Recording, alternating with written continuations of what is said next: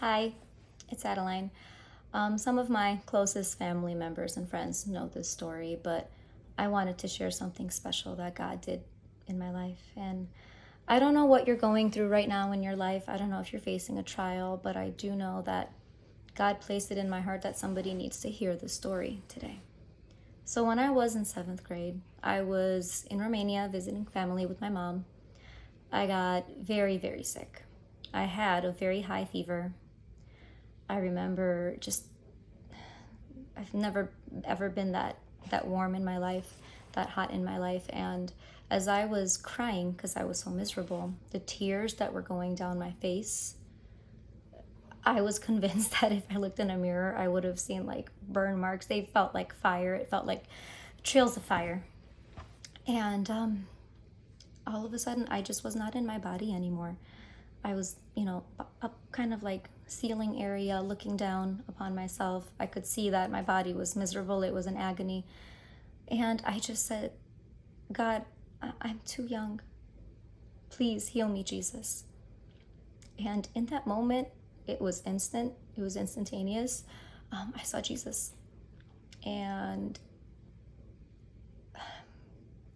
everything was so bright. It's a brightness that I can't even describe in words. I cannot do it justice. I can't even compare it to something close in nature. I mean, nothing comes close, but I could see Jesus, not his face just because it was so bright, but he was wearing long white clothes. He had long brown flowing hair, and he extended his arms towards me and he said three simple words that forever changed my life. He said, "You are healed." My eyes just flung open and I just shouted, I'm healed. I saw Jesus. And my fever was gone in an instant. And I remember my uncle went into the next room and I could hear like these loud, loud cries. And, mind you, I was in seventh grade, so I was young, probably 12 or 13 at the time. And I got scared. I'm like, oh my goodness, is he crying because I'm going to die? But what I didn't realize in that moment was he wasn't crying because of that. He was crying because he just witnessed a miracle and that I was that miracle.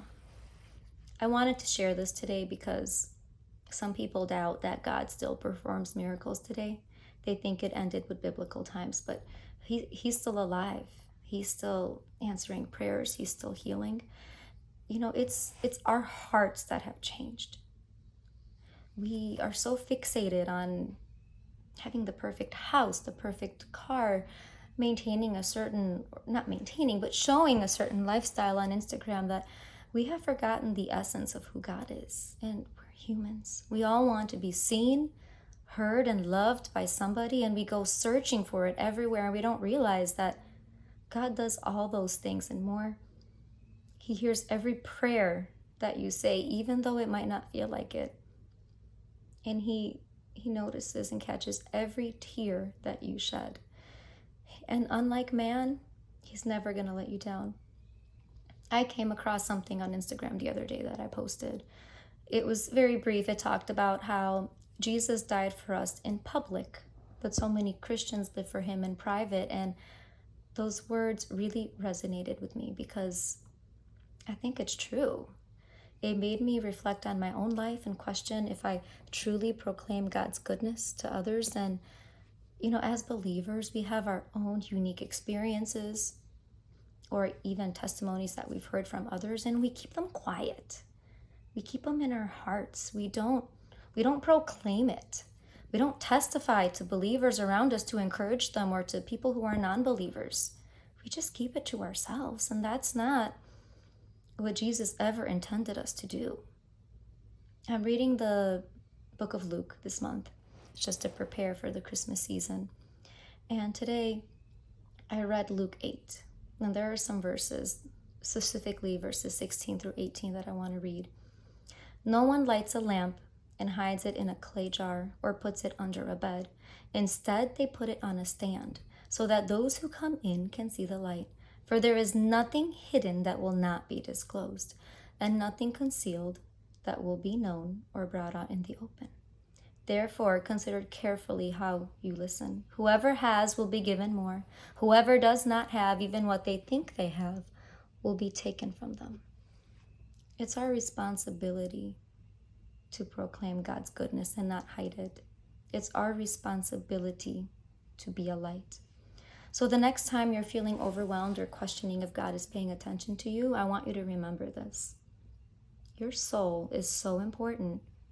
There are two people fighting for it, God and the devil.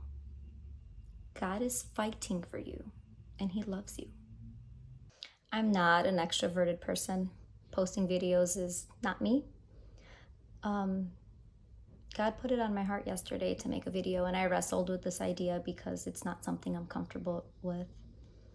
But it's something that I need to do. I need to step out of my comfort zone. And I don't know if this will be for the next few weeks or the next few months, but I'll be posting some videos just meant to glorify God's goodness, his works, to bring inspiration, to bring encouragement. This series will be called God is Fighting for You Earlier. Like I said, and I'm going to repeat it because it's important. Your soul is important. Your soul is valuable. It's worth more than the rubies and diamonds of this earth to God. And there are two entities fighting for it, God and the devil. You decide who wins your heart and soul. Have a blessed day.